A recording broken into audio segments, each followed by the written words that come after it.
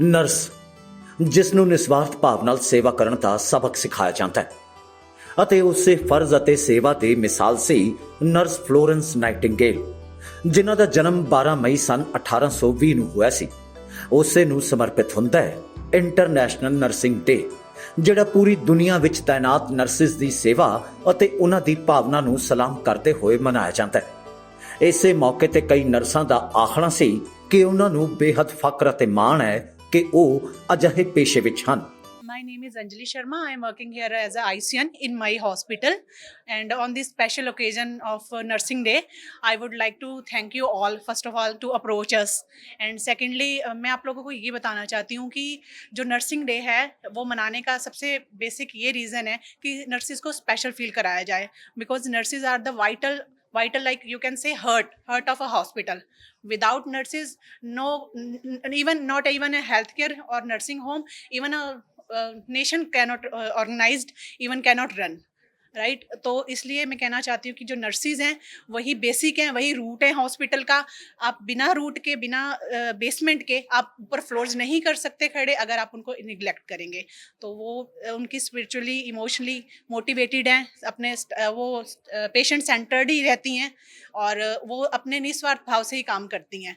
Even Covid में सबसे ज़्यादा जो हेल्थ केयर प्रोफेशनल सबसे आगे टारगेट में आए हैं इतनी बड़ी फाइट में, वो नर्सिस ही थी और अलाइड हेल्थ केयर वर्कर्स के साथ भी कोऑपरेशन करती हैं विद डॉक्टर और पेशेंट की वो ब्रिज है। So again thank you to approach us and well wishes to all. मेरा नाम रंजना शर्मा है। मैं माई हॉस्पिटल में नर्सिस सुपरडेंट हूँ। मैं नर्सिस को बहुत ही बहुत ज़्यादा हमारे उतार चढ़ाव आते हैं। कोविड भी आया, लाइक दिस पेशेंट इतने सिक भी होते हैं, डॉक्टर है तो नर्सिस के बिना कुछ नहीं है। वो इतनी अच्छी केयर करती है और जो नर्सिंग डे चल रहा है, नर्सिंग डे जो मना रहे हैं, वो एक उनको फील कराने के लिए कि उस हर साल एक साल काम करते हैं, तो एक दिन उनके लिए एक स्पेशल बनाया गया। नाइटिंगेल जो हमारी हेड नर्सिंग डिपार्टमेंट की नर्स थी, उन्होंने हमारे लिए एक दिन बनाया गया कि जिससे वो हमें स्पेशल फील कराएं, कि जिससे पेशेंट भी और डॉक्टर भी सब जो हमें स्पेशल तरीके से हमें ट्रीट करते हैं। Thank you. दरअसल ਹੁਣ ਪੂਰੀ ਦੁਨੀਆ ਦੇ ਅੰਦਰ ਨਰਸਾਂ ਦੀ ਮੰਗ ਬੜੀ ਹੀ ਤੇਜ਼ੀ ਨਾਲ ਵਧਦੀ ਜਾ ਰਹੀ ਹੈ। ਕੋਰੋਨਾ ਮਹਾਮਾਰੀ ਤੋਂ ਬਾਅਦ ਇਸ ਗੱਲ ਦੀ ਜ਼ਰੂਰਤ ਮਹਿਸੂਸ ਕੀਤੀ ਗਈ ਕਿ ਨਰਸ ਨੂੰ ਹੋਰ ਅਪਸਕਿਲ ਕਰਨ ਦੇ ਲਈ ਕੋਈ ਉਪਰਾਲਾ ਕੀਤਾ ਜਾਵੇ।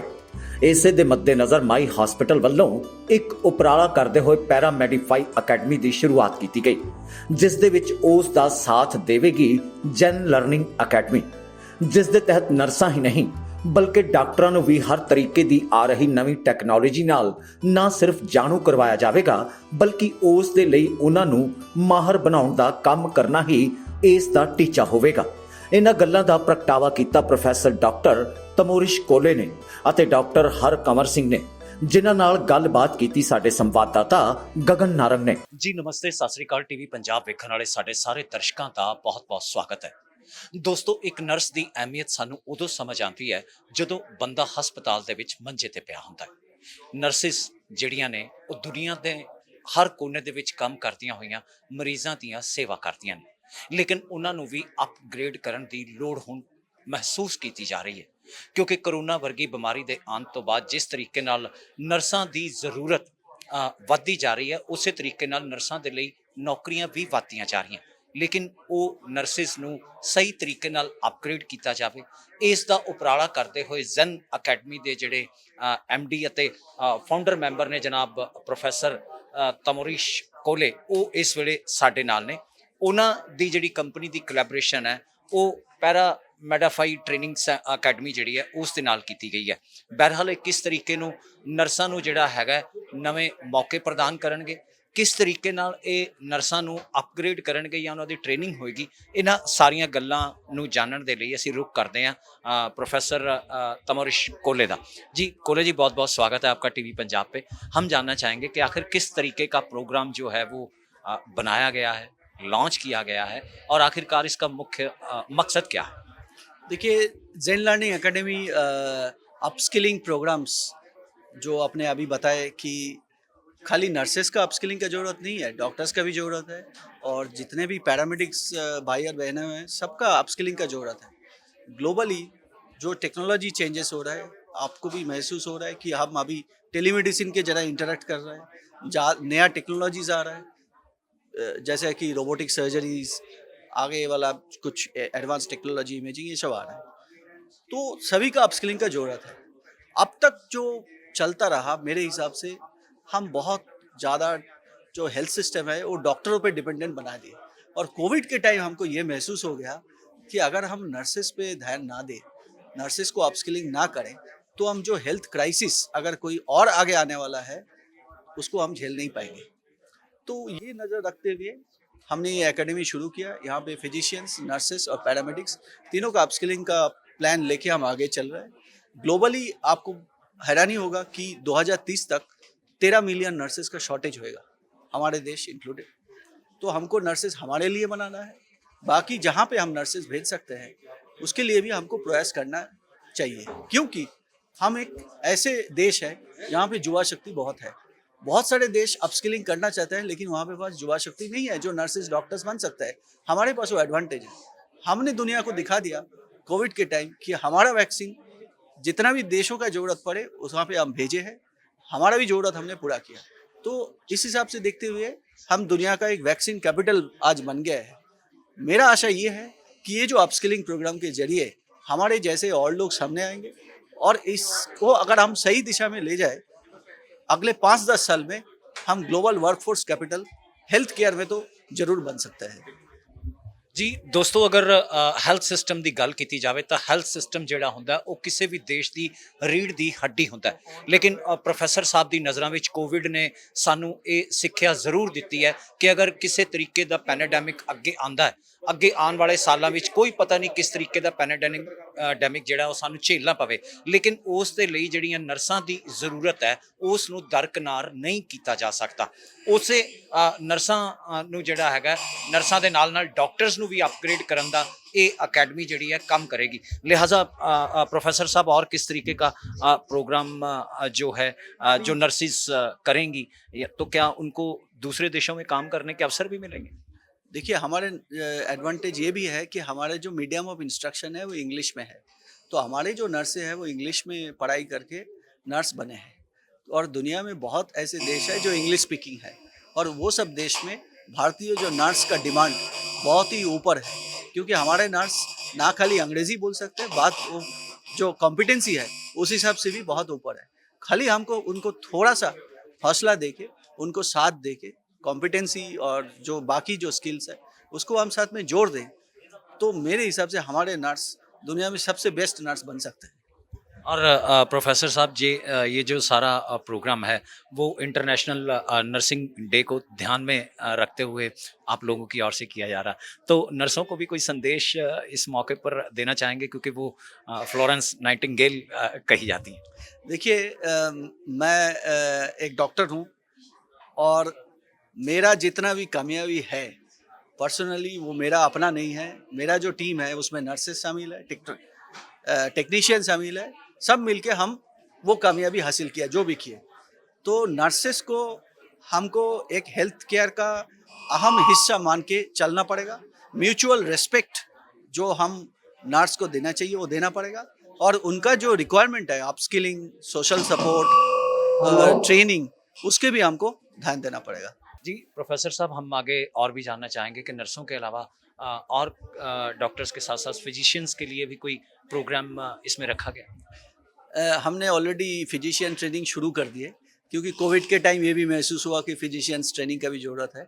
तो आपको जानकारी के लिए बता दूं कि इंग्लैंड में हमारे इंडियन डॉक्टर्स का एक संस्था है, British association of physician of Indian origin.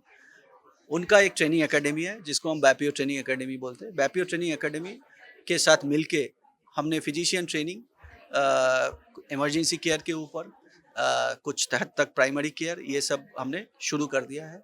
Delhi में हो रहा है, इंदौर में हो रहा है, नागपुर में हो रहा है, चेन्नई में हो रहा है, कोई कोई हॉस्पिटल में ये हम ऑलरेडी शुरू कर दिया है। और हमारा एक प्रोग्राम जो अगस्त में शुरू हो रहा है, एक उजाला सिग्नस ग्रुप हॉस्पिटल्स है, वो program primary care acute medicine doctors के लिए है। उस ट्रेनिंग प्रोग्राम को जब इंग्लैंड का प्रधानमंत्री यहाँ पे आए, बोरिस जॉनसन, लास्ट विजिट में, उन्होंने उस प्रोग्राम के लिए 6.9 मिलियन पाउंड्स ग्रांट उन्होंने घोषित कर दिया गया है।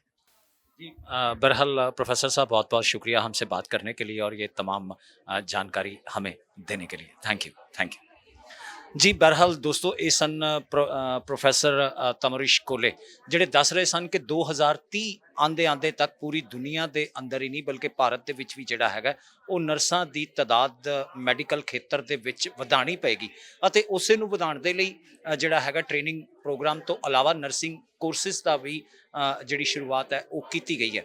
ਲਿਹਾਜ਼ਾ ਨਰਸਿੰਗ ਤੋਂ ਇਲਾਵਾ ਡਾਕਟਰਸ ਅਤੇ ਫਿਜ਼ੀਸ਼ੀਅਨਸ ਦੇ ਵੀ ਜਿਹੜਾ ਹੈਗਾ ਅਪਗ੍ਰੇਡ ਅਪ ਟ੍ਰੇਨਿੰਗ ਪ੍ਰੋਗਰਾਮਸ ਨੇ ਉਹ ਸ਼ੁਰੂ ਕੀਤੇ ਜਾ ਚੁੱਕੇ ਨੇ। ਮੇਰਾ ਨਾਮ ਕਮਲਪ੍ਰੀਤ ਕੌਰ ਹੈ।